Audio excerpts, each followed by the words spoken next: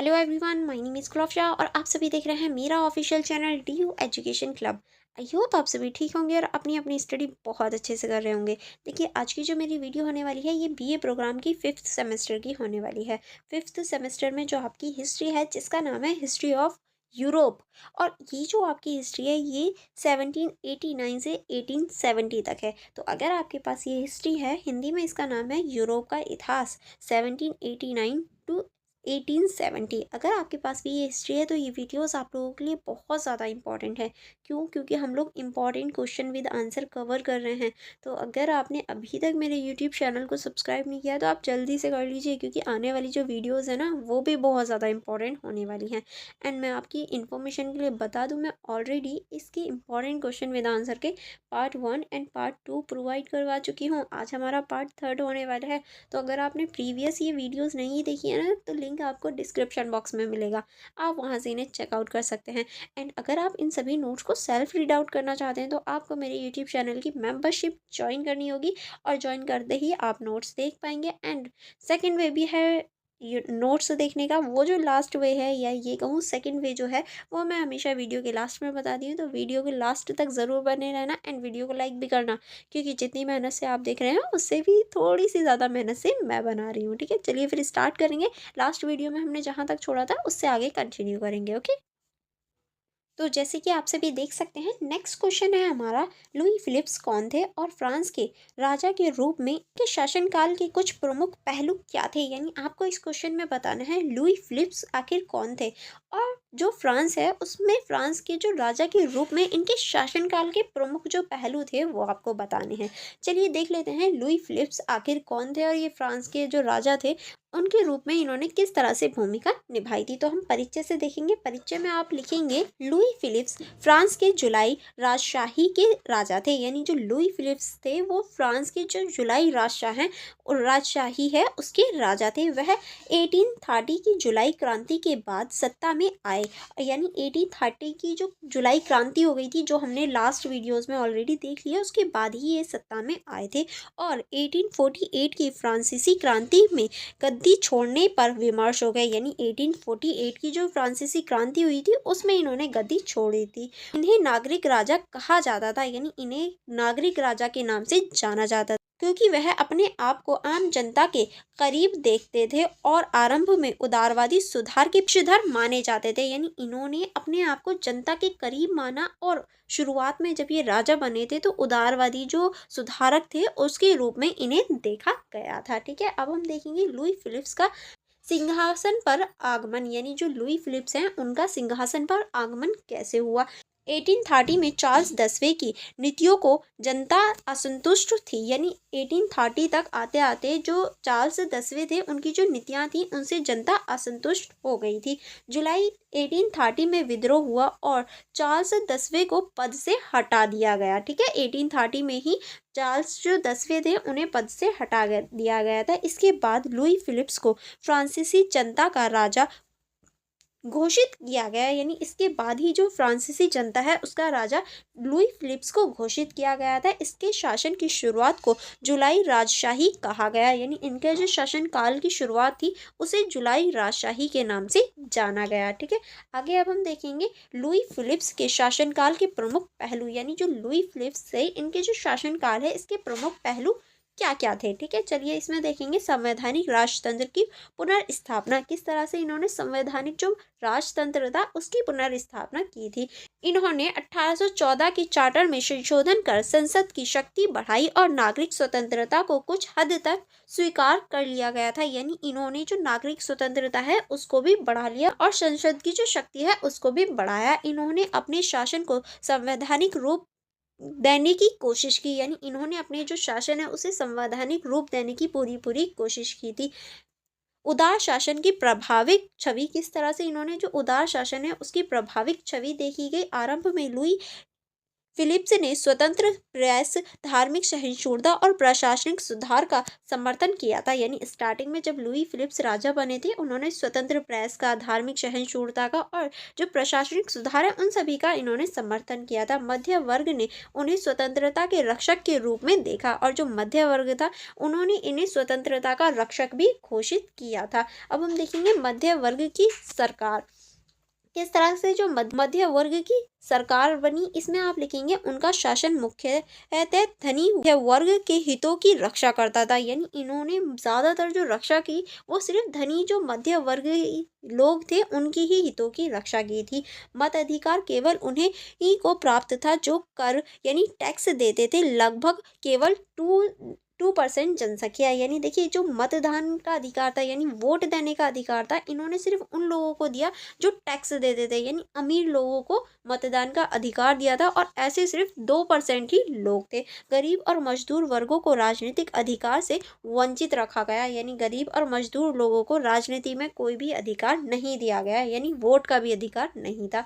आर्थिक विकास और औद्योगिक विस्तार किस तरह से, इसमें आप लिखेंगे उनके शासनकाल में रेल मार्ग, उद्योग और व्यापार का विकास हुआ। यानी इनके टाइम पर ही जो रेल मार्ग है यानी जो ट्रेन वगैरह चलाई जाती हैं, उद्योग होता है और व्यापार होता है, इसमें विकास हुआ था। लेकिन इस विकास के लाभ केवल अमीर वर्गों तक सीमित रहे। यानी ये जो विकास हो रहा था इसका जो लाभ है सिर्फ अमीर लोगों को मिला, गरीब लोगों को इनसे कोई भी फायदा नहीं हुआ। नेक्स्ट अब हम देखेंगे, नेक्स्ट आप इसमें लिखेंगे विदेश नीति में सावधानी किस तरह से, जो विदेश नीति थी उसमें सावधानी अपनाई गई। इसमें आप लिखेंगे लुई फिलिप्स ने फ्रांस को यूरोपीय संघर्षों से दूर रखा। यानी जो यूरोप में संघर्ष हो रहे थे इन्होंने इसे दूर रखा फ्रांस को। उन्होंने ब्रिटेन के साथ मित्रतापूर्ण संबंध बनाए रखे जिससे उन्हें अंग्रेजी ही राजा कहा जाने लगा। यानी इन्होंने ब्रिटेन के साथ भी अच्छे संबंध बनाए थे, इसीलिए इन्हें अंग्रेजी राजा भी कहा जाने लगा।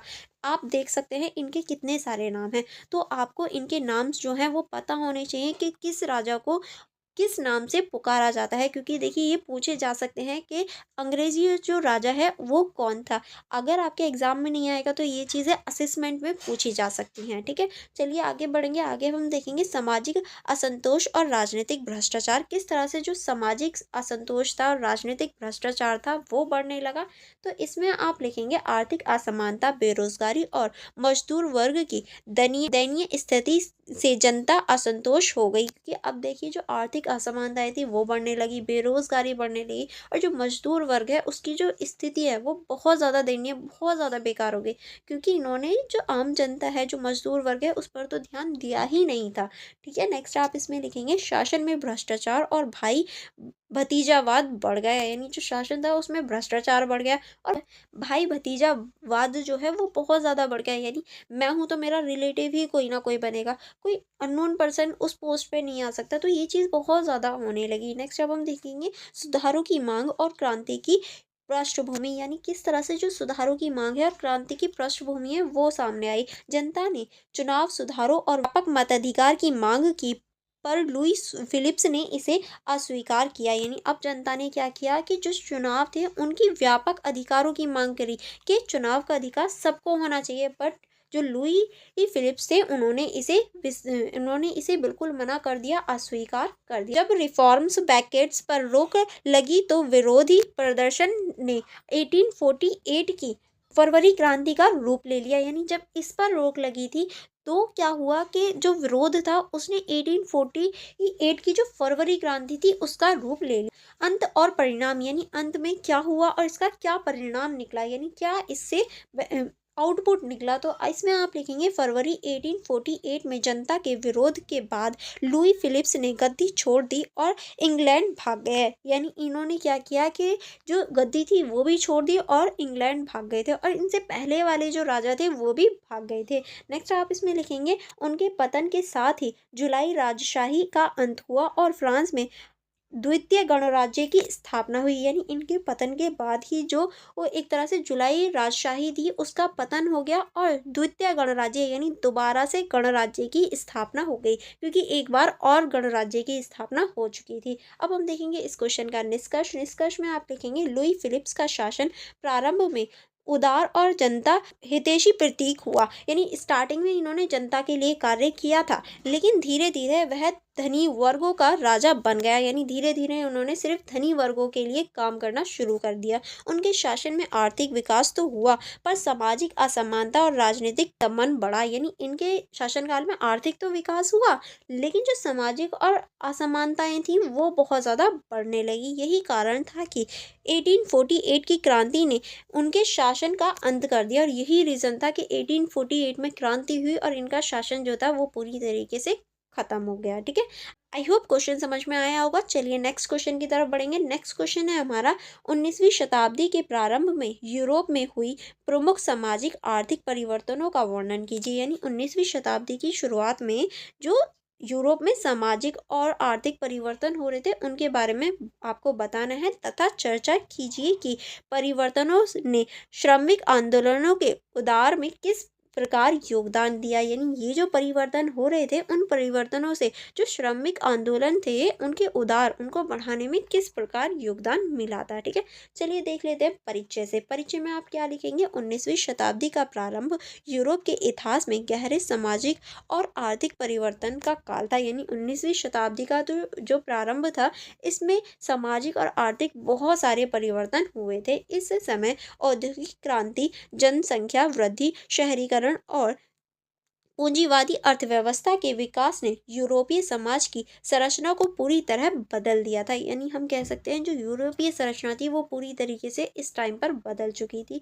इन परिवर्तनों ने जहां आर्थिक प्रगति की राह खोली, वहीं दूसरी ओर मजदूर वर्ग की समस्या को भी जन्म दिया। यानी एक तरफ तो इसने प्रगति और एक तरह से बढ़ावा बढ़ाने या फिर ये कहूँ आगे की ओर बढ़ने के लिए एक तरह से जो रास्ते थे वो खोल दिए, लेकिन जो मजदूर वर्ग थे उनके लिए समस्याएं भी पैदा करती थी, जिससे आगे चलकर श्रमिक आंदोलन का उदय हुआ और आगे चलकर जो श्रमिक लोग थे उन्होंने आंदोलन भी कर दिया था। ठीक है, चलिए आगे बढ़ेंगे। आगे अब हम देखेंगे औद्योगिक क्रांति और आर्थिक परिवर्तन। यानी किस तरह से जो औद्योगिक क्रांति है वो आई और आर्थिक परिवर्तन हुए। इसमें आप लिखेंगे औद्योगिक क्रांति का आरंभ किस तरह से आरंभ हुआ। औद्योगिक क्रांति सबसे पहले ब्रिटेन में 18वीं शताब्दी के अंत में शुरू हुई और 19वीं शताब्दी में पूरे यूरोप में फैल गई थी। ठीक है, नई मशीनें जैसे स्पैनिंग जेनी, स्टॉर्म इंजन और पावर लूप ने उत्पादन को तीव्र बना दिया। यानी ये सारी मशीनें आई थी जिन्होंने जो एक तरह से उद्योग था उसे बढ़ाने में बहुत ज़्यादा क्रांति कर दी थी।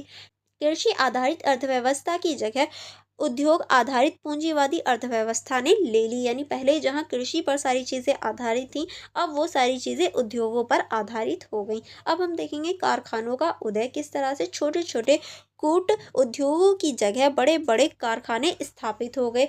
मजदूरों को गांवों से शहरों की ओर खींचा गया, जिससे शहरीकरण तेज हो गया। यानी अब जो लोग थे वो मजदूर लोग जो थे वो शहरों की तरफ आने लगे। मजदूर वर्ग कारखाना मालिकों पर निर्भर हो गए। यानी अब जो मजदूर वर्ग थे वो सभी कारखाना जो मालिक होते थे, जो उस कारखाने का मालिक होता था, उस पर निर्भर हो गए। नेक्स्ट अब हम देखेंगे पूंजीवाद का विकास किस तरह से उत्पादन के साधनों का वास्तविक अमीर वर्ग या पूंजीपतियों के हाथों में केंद्र हो गया। यानी जो उत्पादन था वो सिर्फ पूंजीपति वर्गों के पास रह गया। लाभ केंद्रीय अर्थव्यवस्था में मजदूर केवल श्रम बेचने वाले वस्तु बन गए। यानी अब मजदूरों को एक तरह से श्रम बेचने वाले वस्तु के रूप में देखा जाने लगा था। अब हम देखेंगे सामाजिक परिवर्तन, यानी समाज में क्या क्या परिवर्तन हो रहे थे इन सब की वजह से।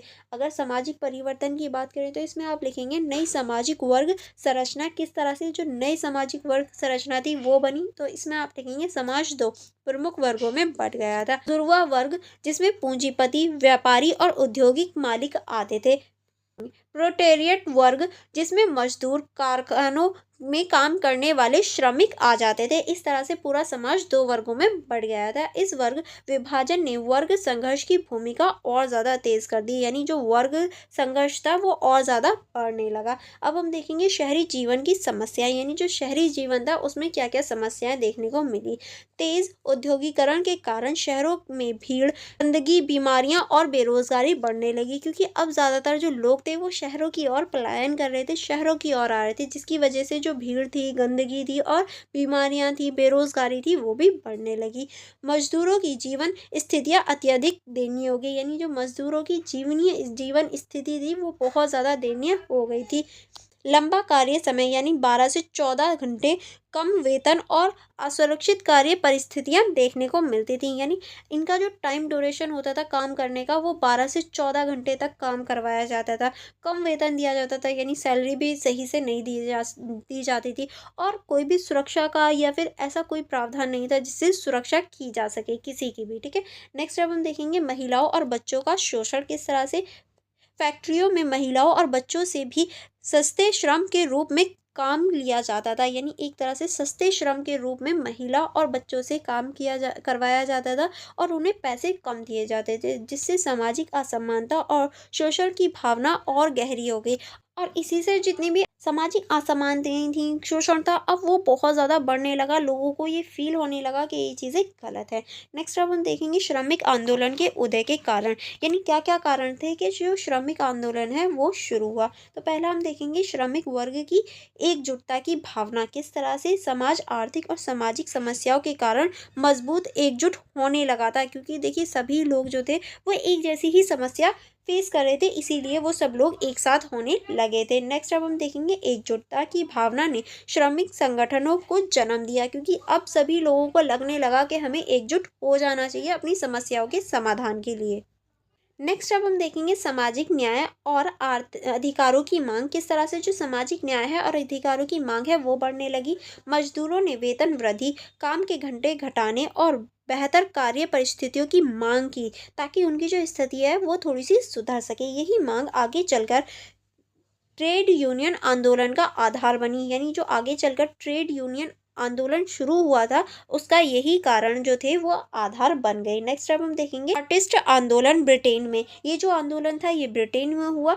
1830-1840 के दशक में मजदूरों ने राजनीतिक अधिकारों की मांग के लिए चार्टर पेश किया था, यानी इन्होंने जो मजदूर हैं इन्होंने राजनीतिक अधिकारों के लिए भी चार्टर पेश किया था, जिसमें सार्वभौमिक मताधिकार, गुप्त मतदान और संसद में जवाबदेही के प्रतिनिधित्व की मांग की, यानी ये भी मतदान दे सकते हैं, गुप्त मतदान हो और संसद में जवाबदेही हो, इनके लिए भी ये इन्होंने नियम रखे थे। नेक्स्ट अब हम देखेंगे समाजवादी विचारधाराओं का प्रभाव, यानी जो समाजवादी विचारधाराएं थी उनका जो प्रभाव है वो किस तरह से बढ़ा, चलिए देख लेते हैं। इसमें आप लिखेंगे कार्ल मार्क्स, फ्रेडरिक एंगल्स और अन्य समाजवादी विचारकों ने समुदाय वर्ग को संगठित होने के लिए प्रेरित किया, यानी इन लोगों ने एक तरह से सभी लोगों को संगठित किया था। नेक्स्ट आप इसमें लिखेंगे कम्युनिस्ट मैनिफेस्टो 1848 ने पूंजीवाद के विरोध और वर्ग संघर्ष की दिशा को स्पष्ट कर दिया, यानी इन्होंने पूंजीवाद जो व्यवस्था है उसे और ज़्यादा स्पष्ट और